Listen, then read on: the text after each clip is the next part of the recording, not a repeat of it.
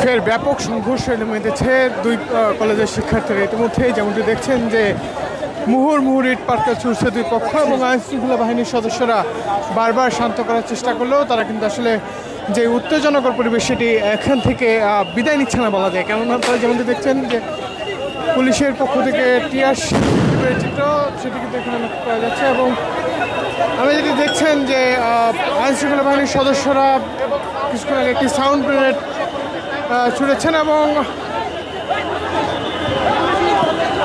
ইতিমধ্যেই ঢাকা কলেজের শিক্ষার্থীদের যে এখান থেকে ছত্রভঙ্গ করতে আইনশৃঙ্খলা বাহিনীর নিরপেক্ষ অবস্থান সেটি আমরা লক্ষ্য করতে পারছি, এবং অনেকটা বলা যায় যে তাদের যে অবস্থান সেই অবস্থান থেকে তারা সাউন্ড গ্রেনেড ছুটছেন, এবং তাদেরকে এখান থেকে ছত্রভঙ্গ করতে যে এই পুলিশ শক্ত অবস্থান সেই শক্ত অবস্থানটা আমরা এখানে লক্ষ্য করতে পারছি।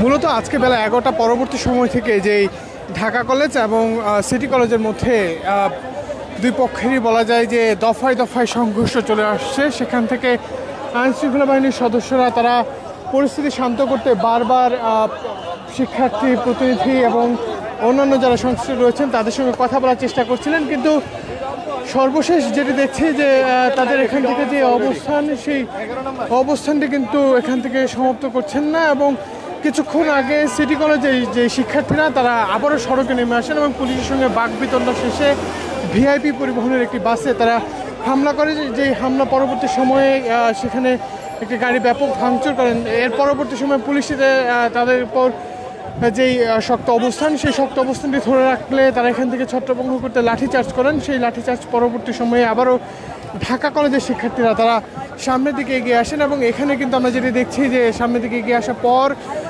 তাদের মধ্যে যেই ব্যাপক দফায় দফায় সংঘর্ষ সেটি আবারও প্রতীয়মান হয়, এবং আইনশৃঙ্খলা বাহিনীর সদস্যরা আবারও তাদেরকে ছত্রভঙ্গ করতে তাদের উপর যে লাঠিচার্জ সেটি আমরা লক্ষ্য করতে পারবো। অনেকটা বলা যায় যে শিক্ষার্থীদের মধ্যে যে উত্তেজনাকর পরিবেশ বা পরিস্থিতি সেটি এখানে লক্ষ্য করা যাচ্ছে, এবং কিছুক্ষণ আগে পুলিশ দুটি সাউন্ড গ্রেনেড নিক্ষেপ করেছেন, যেটির কারণে তাদেরকে ছত্রভঙ্গ করতে যে সাউন্ড গ্রেনেড সেটি তারা লক্ষ্য করা গিয়েছে। ইতিমধ্যেই ঢাকা কলেজের শিক্ষার্থীদেরকে ছত্রভঙ্গ করে রাখতেই অনেকটা বলা যায় যে দুই পক্ষের যে শিক্ষার্থীরা রয়েছেন তাদেরকে ছত্রভঙ্গ করে রাখতেই আবারও দেখা যায়, এবং ইতিমধ্যেই যেটি দেখছি যে ঢাকা সিটি কলেজের শিক্ষার্থীরা তারা আবারও গেট দিয়ে বেরিয়ে আসার চেষ্টা করছেন, এবং এখানে তারা লাঠিচার্জ এবং ইটপাটকেল বেশ কয়েকটি ইটপাটকেল ছড়া যে চিত্র সেটিও লক্ষ্য করতে পেরেছি।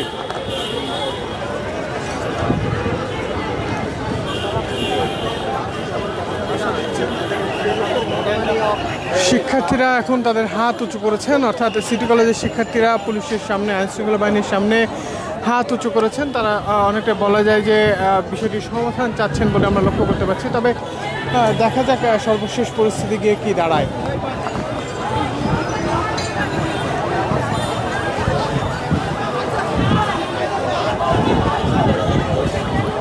আমরা দেখছি যে আবারও পুলিশের সঙ্গে তারা আলোচনা করছেন।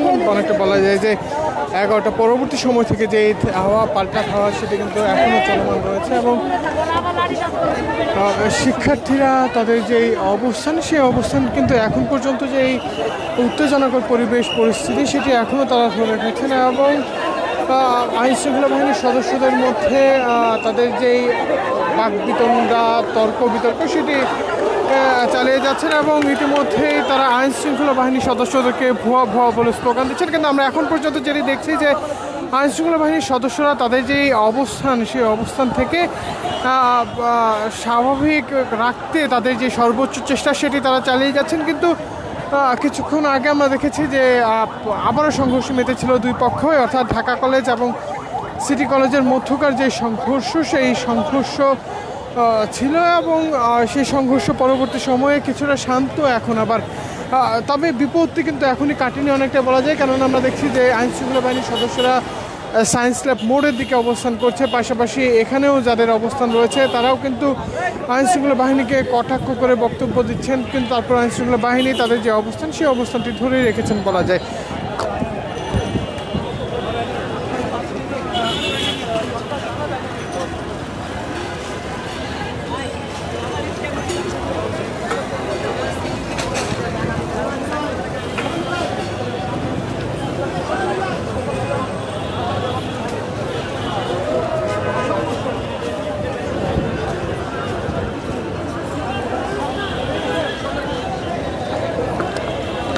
অনেকটা বলা যায় যে সংঘর্ষ পাল্টা সংঘর্ষের কাছে এখন যে পরিবেশ সেটি। এর পাশাপাশি যদি বলি যে সিটি কলেজের শিক্ষার্থীরা তারা আবারও সড়কে এসে অবস্থান নিয়েছেন, আইনশৃঙ্খলা বাহিনীর সাথে বাকবিতণ্ডা করছেন। পাশাপাশি ঢাকা কলেজের শিক্ষার্থীরা কিছুক্ষণ আগে লাঠিচার্জের শিকার হয়েছেন এবং সেই লাঠিচার্জের শিকার হওয়ার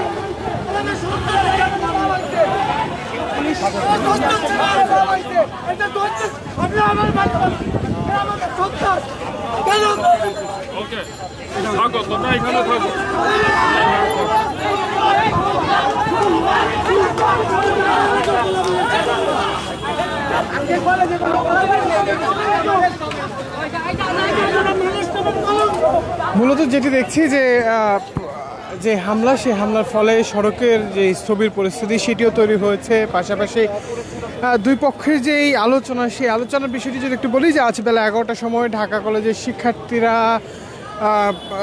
সিটি কলেজের শিক্ষার্থীরা অভিযোগ তোলে যে ঢাকা কলেজের শিক্ষার্থীরা তাদের একজন সহপাঠীকে মেরেছেন এবং সেই প্রতিবাদেই তারা তাদের উপর যে অবস্থান, শক্ত অবস্থান সেটি তৈরি হয় এবং ঢাকা কলেজের শিক্ষার্থীদের সঙ্গে সিটি কলেজের শিক্ষার্থীদের, যেটি সায়েন্স ল্যাব এবং নিউ মার্কেটের অবস্থান অনেক ব্যস্ত সময় এলাকা, সেখানে কিন্তু সংঘর্ষ শুরু হয় এবং সেই সংঘর্ষটি এখন বেলা 2টার অধিক বাজলেও প্রায় 3 ঘন্টা ধরে দফায় দফায় প্রতিনিয়ত সংঘর্ষ চলতে থাকা যে দৃশ্য সেটি আমরা লক্ষ্য করতে পারছি।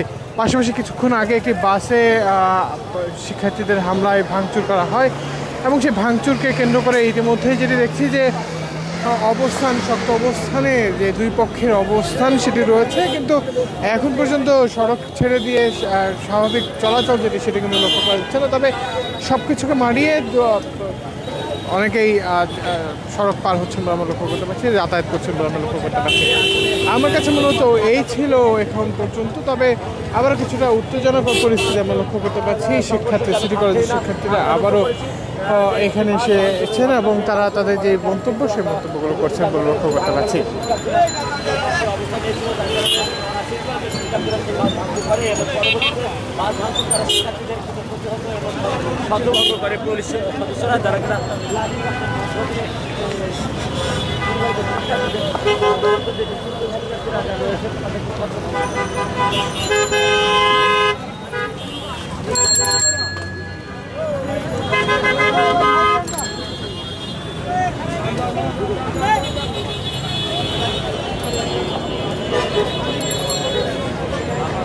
যেমনটি দেখছেন যে শিক্ষার্থীদের যে অবস্থান, সেই অবস্থানটি এখন কিছুটা নীরবতা বিরাজ করছে এই সায়েন্স ল্যাব মোড়ের যে মূল গুরুত্বপূর্ণ অবস্থানটি ছিল সেখানে। এবং এখন পর্যন্ত যেই চিত্রটি দেখছি বা দৃশ্যপটটি দেখছি যে শিক্ষার্থীদের অবস্থান, পাশাপাশি পুলিশের বিপরীতধর্মী অবস্থান। কেননা আমরা বলবো, যদি বিপরীতধর্মী বলি, কেননা শিক্ষার্থীদের মধ্যে যে এই দুই পক্ষের ধাওয়া পাল্টা হয় সেটি বন্ধের জন্য আইনশৃঙ্খলা বাহিনী এখানে কাজ করছে, সেটি আমরা লক্ষ্য করতে পেরেছি। এবং ইতিমধ্যেই যেই শক্ত অবস্থান দুই পক্ষেরই ছিল সেটি শান্ত করতে আইনশৃঙ্খলা বাহিনী ব্যাপক গুরুত্বপূর্ণ যে কাজ, সেই কাজগুলো করেছেন। এবং কিছুক্ষণ আগে কিন্তু লক্ষ্য করেছে তারা লাঠিচার্জ করে শিক্ষার্থীদেরকে বারবার ছত্রভঙ্গ করছেন এবং এখন কিছুটা স্বাভাবিক পরিস্থিতি রয়েছে।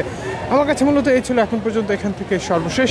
এছাড়া যে কোনো ধরনের রাজনীতি, বিনোদন, খেলাধুলা এবং আন্তর্জাতিক সংবাদ পেতে মানবজীবনের সঙ্গেই থাকবেন। ধন্যবাদ সকলকে।